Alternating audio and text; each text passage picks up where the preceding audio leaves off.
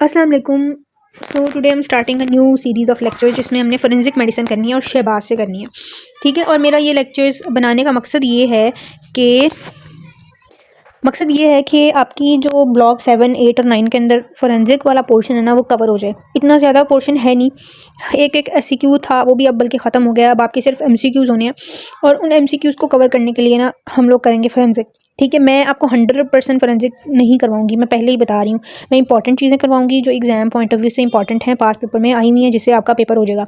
और मैंने पहले बता दिया, मैं 100% नहीं करवाऊंगी। इसका मतलब मैं आप ये वीडियो देखेंगे, आपके 100% मार्क्स भी नहीं आएंगे, बट आई विल गारंटी इंशाल्लाह आपके 80 to 90% तक मार्क्स, 90% तक मैं कह सकती हूँ कि आ सकते हैं। ठीक है, स्पेशली ब्लॉक 7 और 8 के अंदर। 9 के अंदर चूँकि स्पेशल टॉक्सिकोलॉजी आ जाती है, उसमें इतने सारे टॉक्सिन्स हैं, तो उनको तो याद करना पड़ेगा, उनको थोड़ा क्रैमिंग में, तो वो इतना मुश्किल नहीं है। बट 7 और 8 की जो फोरेंसिक है वो ईजी है। ठीक है, अगर आप ये वीडियो सुन लेते हैं सारी, तो आपके 90% मार्क्स आ जाएंगे इंशाल्लाह, इंक्लूडिंग ऑस्पी। मैंने ऑस्पी की भी वीडियोस बनाई हुई है, अगर आप वो भी साथ इंक्लूड करके ऑस्पी को भी प्रिपेयर कर लेते हैं दोनों चीज़ों से, तो आपका वाइवा भी हो जाएगा और आपकी ऑस्पी भी हो जाएगी। फोरेंसिक से आप टेंशन फ्री हो जाएंगे। ठीक है, सो हम स्टार्ट करते हैं। जो ब्लॉक 7 से हम लोग स्टार्ट कर रहे हैं। ब्लॉक 7 के अंदर मैं शहबाज से करा रही हूँ, क्योंकि शहबाज में ईजी वर्डिंग यूज़ की है, मैंने खुद शहबाज यूज़ किया है। इवन ब्लॉक 9 के अंदर तो मैंने एनआरए और उससे तारीख से कुछ भी नहीं पढ़ा था। मैंने एनआरए खोली थी, थोड़ा पढ़ने की कोशिश की थी, बट मुझे उसकी वर्डिंग बहुत मुश्किल लगी, तो मैंने उसको नहीं किया। मैं यहीं से किया था, ब्लॉक 7 भी और 8 भी। 9 के अंदर मैंने स्केची टॉक्सिकोलॉजी की बुक है, वहाँ से मैंने टॉक्सिन्स किए थे। और मैं आपको जहाँ से जनरल टॉक्सिकोलॉजी कराऊंगी ना, देयर वाज अ पीडीएफ, वो भी मैं बुक से नहीं कराऊंगी, तो वहाँ से करेंगे। तो आपके मैं एग्जाम ओरिएंटेड पढ़ाने की कोशिश कर रही हूँ और यही बताने की भी कोशिश कर रही हूँ। ठीक हो गया। तो ये first video exam, basically exam oriented है, वरना मेरा मकसद ये होता है कि आपको कॉन्सेप्ट प्रायोरिटी होती है मेरी। ठीक है, इसमें एग्जाम फर्स्ट प्रायोरिटी है, कॉन्सेप्ट इंशाल्लाह आपके साथ साथ वो क्लियर होते जाएंगे। ठीक हो गया, लेट्स स्टार्ट। ब्लॉक 7 के अंदर 3 मोटे मोटे चैप्टर्स हैं, ऑटोप्सी वाला, थेनाटोलॉजी वाला और जो डिफरेंसेस हैं एनाटॉमिकल, फोरेंसिक आइडेंटिटी वाला। ठीक है, इसमें से ना थेनाटोलॉजी वाला सिर्फ भी अगर आप थेनाटोलॉजी वाला चैप्टर भी कर लेते हैं ना, तो आपके 60 to 70% मार्क्स आ जाने। 20% पेपर ऑटोप्सी वाले चैप्टर में से आता है और 10% आता है वो जो फोरेंसिक आइडेंटिटी वाला है। ठीक है, ये मैं आपको एग्जाम पॉइंट ऑफ व्यू से चीज़ें बता रही हूँ, क्योंकि मैंने ब्लॉक 7 के अंदर, जब मैंने ब्लॉक 7 दिया था ना, तो मैंने सिर्फ किया था थेनाटोलॉजी वाला और ऑटोप्सी वाला, थोड़ा थोड़ा पढ़ा था। ठीक है, यानी जो इसमें से डेफिनेशंस थी ना, और जो टर्म्स थी जो बिल्कुल ही यूनिक टर्म्स होती हैं, वो की थी, और मतलब हो गया था पेपर, 80 to 90% पेपर हो गया था। ठीक है, तो इसी तरह से होता है, क्योंकि इंपॉर्टेंस वाइज आ रही होती हैं चीज़ें फोरेंसिक में। हम स्टार्ट करते हैं। पहला चैप्टर जो है ना, वो भी इंक्लूड है आपका, उसमें बेसिक डेफिनेशंस हैं, वो देख लेते हैं। उसमें से अगर मुझे कोई इंपॉर्टेंट नज़र आती है तो मैं आपको बता देती हूँ। वैसे आपको फोरेंसिक मेडिसिन की डेफिनेशन आनी चाहिए। ठीक है, let me just tell you forensic medicine की डेफिनेशन क्या है। यस, यहाँ पर आगे लिखी हुई है, it is that branch of medical science that deals with the application of scientific, medical and paramedical knowledge to certain branches of law. जब लॉ और मेडिसिन को हमने इंटीग्रेट कर दिया है ना, तो ये चीज़ बन गई है फोरेंसिक मेडिसिन। ठीक है, इसको बेशक आप क्रैम ना करें, अपनी वर्डिंग में याद कर लें, बहुत कम पूछी जाती है, इतनी इंपॉर्टेंट भी नहीं है। ठीक है, उसके बाद आपने इस चैप्टर में से और कुछ भी नहीं करना। ठीक है, ये आपको इसकी ब्रांचेस बताई हुई हैं कि फोरेंसिक मेडिसिन की डिफरेंट ब्रांचेस हैं। साइकेट्री है, रेडियोलॉजी है, एनाटॉमी है, टॉक्सिकोलॉजी है, और इनमें से इनके नाम पता होने चाहिए। ये कभी कभार वाइवा में टीचर पूछ लेती हैं। ठीक है, और इन्हीं के अगर आप स्पेशलिस्ट पर्सनस बना दें तो वो फोरेंसिक टीम बन जाती है, जो यहाँ नीचे लिखी हुई है। फोरेंसिक एक्सपर्ट होता है, उसमें फोरेंसिक आर्टिस्ट होता है, पैथोलॉजिस्ट होता है, रेडियोलॉजिस्ट होता है, ओडोंटोलॉजिस्ट होता है, सीरोलॉजिस्ट होता है, साइकेट्रिस्ट, एनाटोमिस्ट और फार्माकोलॉजिस्ट। ठीक है, ये वाला पेज बहुत आसान है। तो इस तरह से एक जनरल आइडिया हो जाता है। ये शुरू की बड़ी बेसिक चीज़ें, ये मैं सिर्फ इसलिए बता रही हूँ ताकि अगर एग्जामिनर कहीं से गलती से वाइवा में अगर ये आ जाता है ना, तो आप इतने ब्लैंक ना हो कि आपको ये भी नहीं पता। ठीक है, तो फोरेंसिक की ब्रांचेस के नाम आपको पता नहीं चाहिए। ठीक हो गया, उसके बाद आ जाते हैं जी अपने बाकायदा चैप्टर के ऊपर, विच इज़ पोस्टमार्टम एग्जामिनेशन और ऑटोप्सी। ठीक है, अब ऑटोप्सी की डेफिनेशन यहाँ पर लिखी हुई है। इट इज़ इंपॉर्टेंट कि autopsy is a combination of 2 words, auto और ऑप्सी। ऑटो मीन सेल्फ और ऑप्सी का मतलब होता है व्यू, किसी की to see for oneself, किसी की बॉडी को जब आप खोलते हैं आफ्टर डेथ, तो उसको हम ऑटोप्सी कहते हैं। ठीक है, examination of an organ by exploratory incision. ठीक है, देखने के लिए कुछ आप तलाश करना चाह रहे हैं उसके अंदर। ठीक है, इसको नेक्रोप्सी भी कहते हैं, पोस्टमार्टम एग्जामिनेशन भी कहते हैं। ठीक है, तो नेक्रोप्सी और पोस्टमार्टम एग्जामिनेशन अलग अलग वर्ड हैं। नेक्रोप्सी बेसिकली जो है वो एनिमल्स और इनएनिमेट ऑब्जेक्ट्स के लिए टर्म यूज़ की जाती है पोस्टमार्टम। अगर सिर्फ पोस्टमार्टम का वर्ड आता है ना, postmortem is just external examination without cutting but needle samples can be taken. अगर आपके पास पाकिस्तान के अंदर बेसिकली पोस्टमार्टम का वर्ड यूज़ होता है ना, तो इसको इस टर्म्स में लिया जाता है कि वैसे अगर फोरेंसिक के तौर पे बात की जाए तो ये कंप्लीट ऑटोप्सी को रिप्रेजेंट करता है, बट पाकिस्तान के अंदर बेसिकली पोस्टमार्टम को हम एक्सटर्नल एग्जामिनेशन को कहते हैं, और ऑटोप्सी होती है पूरा कट करके आप ऑर्गन्स देखते हैं, कैविटीज़ को ओपन करते हैं, वो सारा कुछ ऑटोप्सी में आता है। ठीक है, तो ऑटोप्सी की कंप्लीट डेफिनेशन अब यहाँ पर है, ये वाली आपने याद करनी है। It is a complete external and internal examination of a dead body along with further examination and investigations to find the cause of death.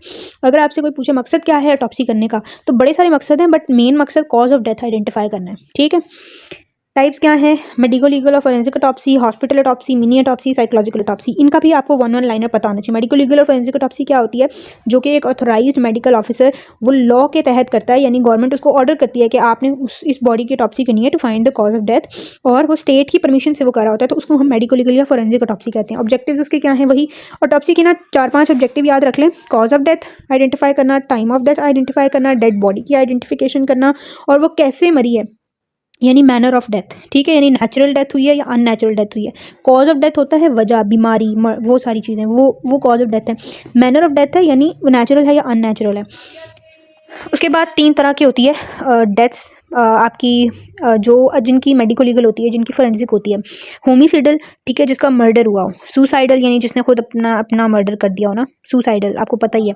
और एक्सीडेंटल। ठीक है, इन 3 तरह की ऑटोप्सीज आती हैं होने के लिए। ठीक है, एक्सीडेंटल में अगर उस पर शक हो कि अगर वो होमिसाइडल है तो फिर समटाइम्स उसकी कराई जाती है, वरना एक्सीडेंटल की भी मुश्किल ही है। तो ये 3 तरह की जो हैं वो डेथ्स होती हैं। ठीक है, अननेचुरल डेथ्स। ओके, उसके बाद जी ये और भी बहुत सारे मकसद लिखे हुए हैं। सर्कमस्टेंसेस ऑफ डेथ क्या है, मोड ऑफ डेथ क्या है, एनी एसोसिएशन ऑफ क्राइम, ये सारे नहीं जो 4 मैंने बता दिए हैं ना, cause of death, time since death, manner of death, mode of death, और identification of the dead body. ये मेन 4-5 चीज़ें हैं जिसके लिए हम ऑटोप्सी करते हैं। उसके बाद दूसरी है जी मेडिकल ऑटोप्सी। मेडिकल ऑटोप्सी क्या होती है?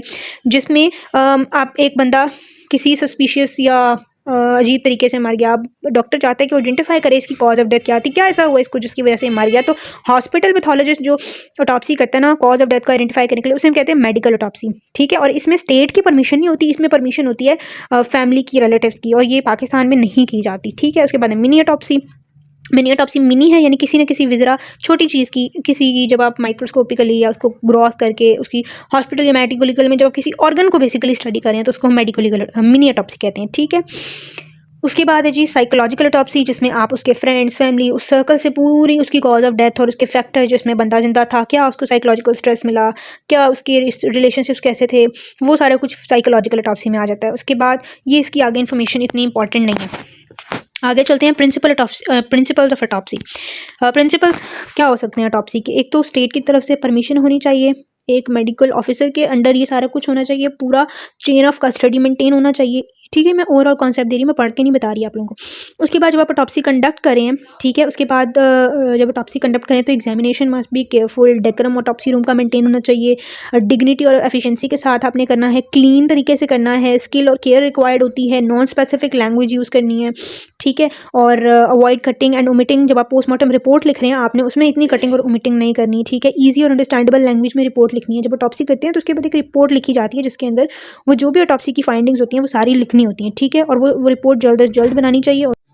उसके बाद जो ये एसेंशियल्स लिखे हैं ये भी इंपॉर्टेंट नहीं है। उसके बाद जो ये एक चेन ऑफ कस्टडी लिखा हुआ है, डेथ हुई, पुलिस ने डेथ की रिपोर्ट प्रिपेयर की, पुलिस लेकर आएगी, वो रिपोर्ट भी आएगी, और जो स्टेट की तरफ से ऑर्डर है वो भी आएगा to doctor, to the forensic department, और फिर वो उसकी ऑटोप्सी करेंगे। ठीक है, पोस्टमार्टम एग्जामिनेशन, और अगर ज़रूरत पड़ी तो केमिकल एग्जामिनर को भी केमिकल स्पेसिमेंस भेजेंगे और पैथोलॉजी डिपार्टमेंट में भी भेजेंगे अगर कोई पॉइजनिंग का केस है। और जब इन सबकी रिपोर्ट कंबाइन होगी उसमें ऑटोप्सी वाला डॉक्टर भी इन्वॉल्व होगा, केमिकल एग्जामिनर की रिपोर्ट और पैथोलॉजिस्ट की रिपोर्ट, उनको कंबाइन करके पोस्टमार्टम रिपोर्ट लिखी जाएगी। ठीक है, उसके बाद है rules and precaution in medico legal autopsy. वो वही है प्रिंसिपल्स जो मैंने आपको बता दिए। एक तो परमिशन हो, ऑथोराइजेशन हो, careful study of police paper. अच्छा, पुलिस पेपर्स में, अच्छा ये प्रैक्टिकल का वैसे सवाल है, क्या क्या चीज़ें रिक्वायर्ड होती हैं? डेथ रिपोर्ट होना चाहिए, ये सारे पेपर आपके पास पूरे होंगे तो आपने ऑटोप्सी कंडक्ट करनी है, वरना नहीं करनी। एक भी पेपर मिसिंग है तो नहीं करनी। उसमें क्या हो, डेथ रिपोर्ट होनी चाहिए, ठीक है, FIR रिपोर्ट होनी चाहिए, एक्सरेज नहीं होते, ठीक है, और स्टेट का जो ऑर्डर है वो होना चाहिए, और एक होती है बे फॉर्म समथिंग होती है, वो मैंने प्रैक्टिकल में ज़्यादा डिटेल में बताया हुआ है, तो यहाँ पर इसलिए मैं उस पर फोकस नहीं करी, वो प्रैक्टिकल से रिलेटेड इन्फॉर्मेशन है, ठीक है। और ये सारी चीज़ें मैंने बता दी। अच्छा, अब आप आ जाते हैं जी हाँ, प्रिंसिपल्स में सॉरी जो रूल्स एंड प्रिकॉशंस हैं उसमें उन्होंने बताया है कि careful study of police paper, उसके बाद inspection of scene of crime, उसकी भी इंस्पेक्शन जरूरी है, बिकॉज समटाइम्स लिंक करी होती हैं चीज़ें, तो वो आइडेंटिफिकेशन ऑफ डेड बॉडी जो है, अगर उसकी आइडेंटिफिकेशन नहीं हुई हुई तब भी वो आप ऑटोप्सी कंडक्ट करेंगे तो आप उसकी फाइंडिंग्स देंगे, और अगर आइडेंटिफाइड है तो फिर आपने उसकी आइडेंटिफिकेशन करनी है कि जो कॉन्स्टेबल डॉक्यूमेंट्स लाया है उसके रिलेटिव फ्रेंड्स और फैमिली भी साथ आए होंगे, तो उन सबसे आइडेंटिफाई होनी चाहिए ये वही बॉडी है, ठीक है। उसके बाद एग्जामिनेशन ऑफ क्लोथ्स, पहले आप फिजिकली क्लोथ की एग्जामिनेशन करेंगे, कोई उन पर मार्क है, कोई निशान है, कोई स्टेन है, वो सारा कुछ, ठीक है। फिर डेड बॉडी की एक्सटर्नल एग्जामिनेशन करेंगे, फिर कट करके फिर इंटरनल एग्जामिनेशन, फिर अगर ऑर्गन सेंड करने हैं तो वो भेजेंगे, और फिर उसके बाद उसको जब ओपन करके सारा कुछ देख लिया फिर उसको वापस से स्टिच करेंगे, ठीक है। Hanging over the body and report, फिर आपने उसको हैंग नहीं हैंड करना है, हैंड ओवर, ठीक है, हैंगिंग यहाँ लिख दिया, तो वो सारा कुछ पुलिस को वापस से हैंड ओवर कर देनी है। ऑल राइट, अच्छा जी, fundamental procedures in medico legal autopsy, अब ये प्रॉपरली आ गया कि ऑटोप्सी करते कैसे हैं, ठीक है, प्रोसीजर्स क्या क्या होते हैं। पहले 3 स्टेप्स में उन्होंने लिखा है, initial steps in postmortem room, autopsy proper and documentation. अच्छा, ये मैंने आपको बताया ना, ये चैप्टर थोड़ा कम है। अब इसमें ये जो पूरे स्टेप्स लिखे हुए हैं ना, ये आपसे जो रिटन पेपर है ना उसके अंदर किसी ने भी नहीं पूछने, बट हो सकता है ऑस्पी में वाइवा में पूछ लें, तो इसलिए इसको ये आप एक बार पढ़ लें। Pre initial steps in postmortem room क्या होगा, रजिस्टर होते हैं, ठीक है, जिसके अंदर एंट्री की जाती है कि डेड बॉडी है, उसकी इन्फॉर्मेशन डालेंगे, कब आई कब गई। उसके लिए 2 रजिस्टर होते हैं, एक जनरल रजिस्टर है, एक ऑटोप्सी रजिस्टर है। जनरल रजिस्टर पर उसकी सीरियल नंबर, कब रिसीव हुई और उसकी आइडेंटिफिकेशन वगैरह लिख देंगे। ऑटोप्सी रजिस्टर के ऊपर इस जिस इंस्टीट्यूट में ऑटोप्सी हो रही है उसका ये कितनवीं ऑटोप्सी है, यानी उसका ऑटोप्सी नंबर, ईयरली नंबर, किस ईयर में हो रही है, कौन कंडक्ट कर रहा है, name date and time of autopsy, ये सारे ये रिकॉर्ड रहता है आपके जो डिपार्टमेंट है, जो फॉरेंसिक डिपार्टमेंट है उस भी इंस्टीट्यूशन का, उसके पास रहता है, ठीक है।